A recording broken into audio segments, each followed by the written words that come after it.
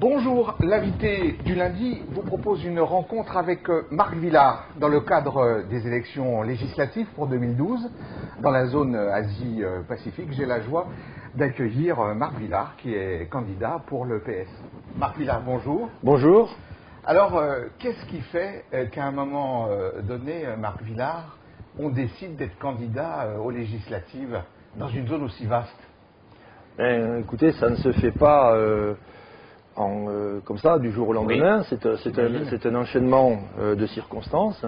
Et pour ça, il faut un peu revenir à mon engagement en tant qu'élu à l'Assemblée des Français de l'étranger. Je suis expatrié depuis une trentaine d'années, dont ces 20 dernières années au Vietnam. J'ai commencé à m'impliquer dans l'associatif au départ au Vietnam, à la Chambre de commerce, dont j'ai assuré plusieurs fois la présidence. En 2000, à l'occasion des élections à l'Assemblée des Français de l'étranger, il m'a paru intéressant de me présenter justement pour pouvoir continuer dans un autre environnement le travail que je faisais à la Chambre de commerce, tout particulièrement pour l'appui aux entreprises. J'ai été élu en 2000 à l'Assemblée des Français de l'étranger, réélu en 2006. Dans cette Assemblée, j'ai été vice-président, un des 3 vice-présidents de l'Assemblée pendant 3 ans. Et depuis 2006, je suis président de la Commission des affaires économiques et financières. Ce qu'il faut savoir, c'est que l'Assemblée des Français de l'étranger est une assemblée consultative. Et donc, cela pose tout de suite les limites de nos propositions. Nous faisons des suggestions, mais nous n'avons pas force de loi. Donc, quand s'est présentée l'opportunité des élections législatives, il m'a paru intéressant de solliciter l'investiture du Parti socialiste pour pouvoir me présenter comme député, et à ce moment-là, si j'avais la chance d'être élu, de pouvoir continuer ce travail, mais cette fois-ci, non plus dans une assemblée consultative, mais dans une assemblée législative. Qu'est-ce que vous avez envie de faire Il s'agit de représenter les Français de l'étranger. Quels sont les chantiers auxquels vous avez envie de vous attaquer, les améliorations que vous avez envie d'apporter pour cette population importante, je crois? Cette population est importante. Aujourd'hui, dans le monde, on estime qu'il doit y avoir à peu près 2,5 millions de Français vivant à l'étranger, dont entre 1,1 million, 1,2 million inscrits chez les listes électorales. Vous voyez que ce n'est pas négligeable. Il est donc légitime que ces Français aient des députés pour les représenter. Jusqu'à maintenant, les Français n'étaient représentés que par les sénateurs, ce qui a mené un déséquilibre dans notre système parlementaire. Pour faire bref, disons que quand nos sénateurs présentaient des textes de loi qui concernaient les Français de l'étranger, ces textes de loi ne trouvaient pas au sein de l'Assemblée les relais nécessaires pour être menés à bien et pour être traduits ou acceptés. Et donc, cette création de députés va permettre de mieux porter les attentes des Français de l'étranger. Alors, ces attentes des Français de l'étranger, pour revenir à votre question, elles sont à peu près les mêmes dans le monde entier, avec différentes acuités selon les pays dans lesquels on se trouve. Vous comprendrez facilement. Les principales préoccupations, ce sont la scolarité des Français de l'étranger, la protection sociale, la fiscalité, la sécurité des Français de l'étranger et, un peu partout dans le monde, le maintien d'un réseau consulaire de qualité pour accompagner les Français à l'étranger. Et ce sont là les préoccupations qu'il faudra porter devant l'Assemblée nationale. Pour le moment, quels sont les manques qu'il y a? Quels sont les endroits où vous aimeriez intervenir, où vous vous dites, là, justement, j'aimerais améliorer cette situation? Est-ce qu'il y a des choses où déjà vous frémissez à l'idée de vous dire que vous allez peut-être pouvoir agir? Bien sûr, il y a ce qu'on pourrait appeler des grands chantiers sur lesquels je travaille, mais pas tout seul, avec mes collègues élus à l'Assemblée des Français de l'étranger depuis plusieurs années. Vous êtes déjà très impliqué, en fait. Je suis déjà très impliqué. Je suis très impliqué sur les dossiers économiques. Ça, je viens du monde de l'entreprise, j'ai été président de chambre de commerce, je suis conseiller du commerce extérieur, c'est tout à fait naturel, mais je suis aussi très impliqué sur les dossiers de protection sociale et de scolarité, même si ce n'est pas ma spécialité, entre guillemets.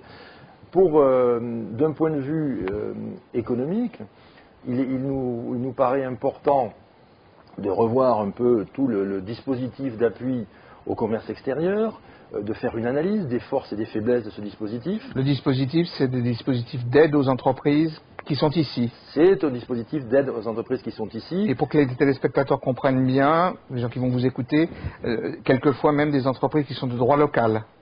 Exactement. Hein? Bon, ça, oui, parce qu'il faut le dire. Il faut aussi le dire. Ce ne sont pas des CRL françaises. Hein? Il y a des entreprises de droit local dirigées par des Français. Et qui travaillent uniquement avec, ou en grande partie avec la France. Bien sûr. Qui importe, distribue des produits français. Or, jusqu'à ces dernières années, ces entreprises n'étaient pas recensées par nos services économiques, puisqu'elles sont de droit local. Ce droit local, ce n'est pas toujours un choix, c'est parfois une obligation. Dans certains pays, il y a des activités qui sont interdites aux entreprises étrangères, donc vous le faites avec un partenaire local. Et il nous a paru intéressant d'essayer d'évaluer l'apport de ces entreprises au développement de notre commerce extérieur, à l'initiative des conseils du commerce extérieur de l'ASEAN et en association avec les chambres de commerce.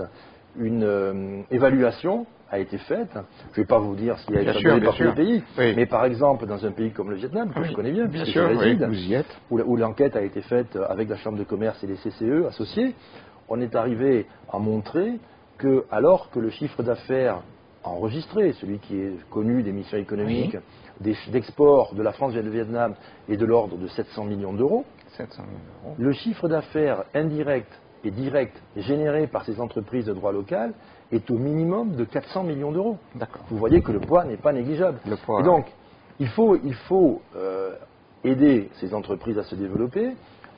Il faut leur trouver des moyens de financement, par exemple. Quand vous avez des nouvelles entreprises qui se créent, des jeunes, ils sont de plus en plus nombreux. Vous avez des jeunes qui viennent ici? Bien sûr. Vous avez des jeunes qui Il y a de plus en plus de jeunes, non seulement ici, mais dans toute l'Asie. L'Asie est une des zones du monde les plus dynamiques. Ils sont assez armés pour venir ici, je veux dire, parce qu'on est loin de la métropole. Alors, justement, vous touchez du doigt un vrai problème. Après plusieurs années de travail sur les entreprises qui viennent s'implanter à l'étranger, on se rend compte que souvent, elles ne sont pas encore assez armées pour venir à l'export. L'export, c'est peut-être un peu plus compliqué que ceux que l'on peut voir. Il faut beaucoup de moyens. Il faut des moyens, il faut des moyens humains, faut des moyens financiers. Et nos PME, PMI sont souvent trop petites. C'est le PDG, le patron, qui fait office de responsable export. Il vient, il prospecte, il a des contacts intéressants, mais quand il rentre en France, il est pris par son quotidien et il ne peut pas continuer. Donc il faut trouver des moyens pour accompagner ces entreprises. Il faut trouver des moyens pour aider au financement des entreprises de droit local ou des entrepreneurs individuels qui viennent avec un peu d'argent, qui démarrent. Et paradoxalement, quand elles ont du succès, au bout de quelques temps, elles ont des difficultés à assurer leur développement parce que, comme elles sont de droit local, elles ne trouvent pas d'appui auprès des banques. Marc Villard, est-ce que comme en France, on souffre un peu de la crise ici? Parce qu'en France, l'actualité, quand même, vous savez qu'elle n'est pas... D'ailleurs, je vais vous demander ce que vous pensez quand même de la dégradation de la dégradation AAA de la France. Alors, commençons par ça. La dégradation de la note AAA de la France, bon, c'est pas vraiment une surprise pour ceux qui suivaient l'actualité. Mais c'est pas une très bonne nouvelle, hein. C'est pas une bonne nouvelle. C'est un résultat des politiques économiques qui ont été menées jusqu'à maintenant. C'est un sacré problème. C'est un sacré problème. On peut aussi être très critique par rapport au travail des agences de notation. On peut être aussi très critique sur les conditions qui amènent cette dégradation, sur cette crise, sur cet endettement. Il y a des responsables, d'après vous, sur cette dégradation? Des responsables. La gestion économique a été idéale ces 10 dernières années, par exemple? On ne peut pas vraiment dire ça. Si vous lisez certains économistes, par exemple, disent que sans la politique fiscale qui a été menée en France, on serait quasiment dans les critères de Maastricht. Bien sûr. Mais le fondement de la crise de l'endettement, il vient d'avoir transféré la possibilité d'émettre de la monnaie, de créer du crédit, au privé, alors qu'avant, c'était l'apanage de l'État à travers la Banque de France. Oui, oui. Donc on a créé nous-mêmes les contraintes qui font qu'on est en crise aujourd'hui. Bien sûr. Voilà. Alors la crise, bien sûr, nos entreprises, surtout les entreprises implantées ici qui sont exportatrices, le ressentent.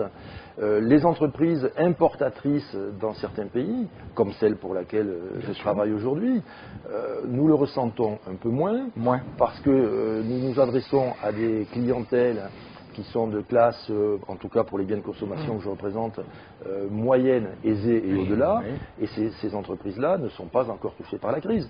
Mais quand vous voyez qu'au Vietnam, par exemple, les entreprises textiles, qui sont les entreprises leaders des exportations, n'ont pas leur contrat de commande rempli pour les 6 premiers mois de l'année, on peut dire que l'on est effectivement rattrapé par la crise. On est rattrapé par la crise. Marc Villard, merci d'avoir répondu à ces questions. L'invité du lundi se termine. J'aurai la joie de vous réaccueillir parce que j'espère qu'on abordera de nombreux thèmes. Donc l'invité du lundi se termine. La semaine prochaine, nous aurons un autre invité. À bientôt.